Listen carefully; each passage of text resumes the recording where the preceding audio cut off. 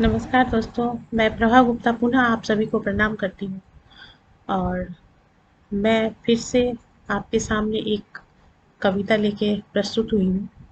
मेरे कविता का शीर्षक है दिनचर्या। दिनचर्या बहुत ही महत्वपूर्ण भूमिका निभाती है हमारी ज़िंदगी में। हमें हर किसी को पता होता है कि दिनचर्या जो है बहुत महत्वपूर्ण है, लेकिन हम निभा नहीं पाते हैं शायद। सच कहूँ तो मैंने भी कविता लिखी है, कोशिश मेरी रहती है, लेकिन हम नहीं निभा पाते। लेकिन आप और हम देखते होंगे कि जब कोई भी व्यक्ति रिटायरमेंट के बाद जो है उसका फेस का जो ग्लो होता है या तो बन जाता है या तो थोड़ा डाउन हो जाता है। क्यों? उसका रीज़न है कि जो अपनी दिनचर्या को फॉलो और अच्छे तरीके से करते हैं कि चलो रिटायरमेंट के बाद जो है हम अपना प्राणायाम और ये सब चीज़ों पे बहुत अच्छे तरीके से फोकस करते हैं, वो सब के स्वास्थ्य और भी अच्छे हो जाते हैं। और जो अपनी दिनचर्या में एक एक्टिव जो ऑफिशियल वर्क का या रूटीन से खाना खाने का या तैयार होने का, उठने का, ये सब चीज़ों का होता है, वो उनकी रूटीन चेंज हो जाती है।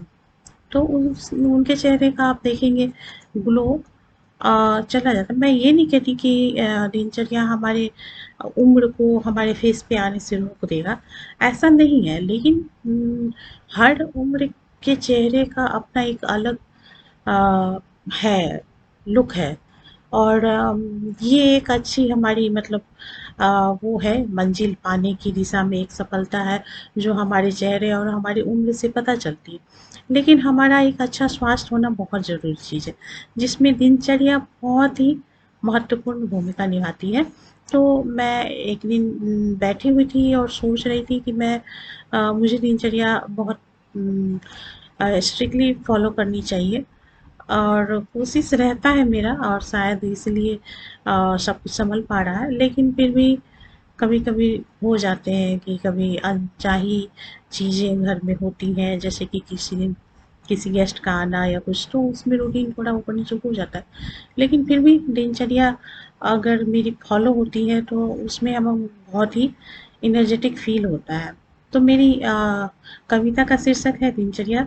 जिसको सुने, अगर अच्छा लगे तो आप प्लीज़, आप कैसे बता पाएंगे कि आपको मेरी कविता अच्छी लग रही है? आप अपने लाइक्स और सब्सक्राइब के द्वारा ही बता पाएंगे। तो अगर आपको अच्छा लगे तो आप ज़रूर लाइक करें, सब्सक्राइब करें और शेयर करें। तो सुने मेरी कविता। जीत की पहली और आखिरी सीढ़ी है आपकी दिनचर्या। जीत की पहली और आखिरी सीढ़ी है आपकी दिनचर्या। सफलता अगर पति है, सफलता अगर पति है, तो दिनचर्या है उसकी भारियां। सफलता अगर पति है तो दिनचर्या है उसकी भारियां। दुनिया में सफल होने का एहसास सफलता से मिलता है। दुनिया में सफल होने का एहसास सफलता से मिलता है।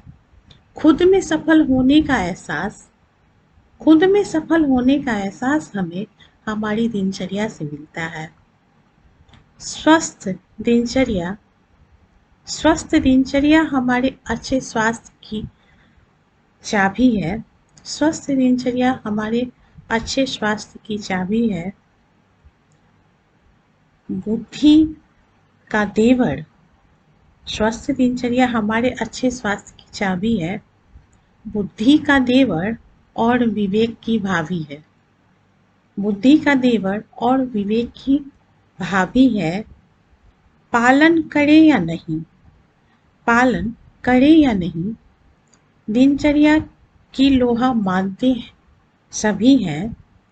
दिनचर्या की लोहा मानते सभी हैं। जब से शुरुआत कर लो, असर तभी है। जब से शुरुआत कर लो, असर तभी है। जहाँ करोड़ों रुपयों की दवाई हार मान जाती है, जहाँ करोड़ों रुपयों की दवाई हार मान जाती है, वहाँ खान पान और सही दिनचर्या असर कर जाती है। वहाँ खान पान और सही दिनचर्या असर कर जाती है।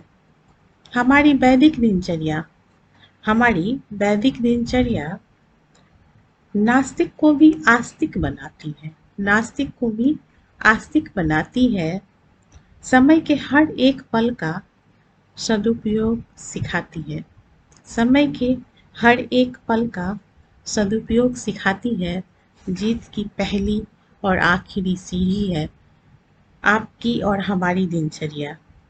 जीत की पहली और आखिरी सीढ़ी है आपकी और हमारी दिनचर्या। सफलता अगर पति है तो दिनचर्या है उसकी भारिया। सफलता अगर पति है तो दिनचर्या है उसकी भारिया।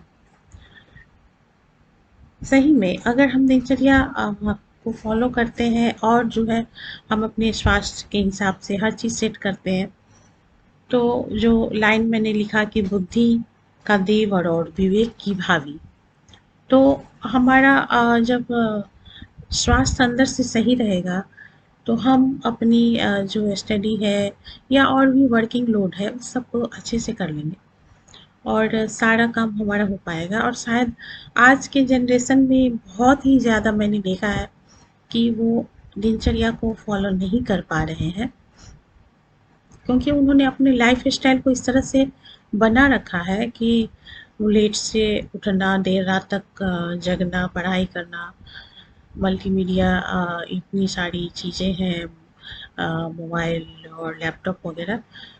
यह तो मैं मानती हूँ कि जो वर्किंग है उसके लिए तो मजबूरी है कि वो अगर अपना वर्क कर रहे हैं, लेकिन एज अ स्टूडेंट लाइफ में तो हम अपने रूटीन को फॉलो कर सकते हैं कि हमें मॉर्निंग में उठना चाहिए और हमें सुबह के सूरज का दर्शन करना चाहिए, उगते हुए सूरज का।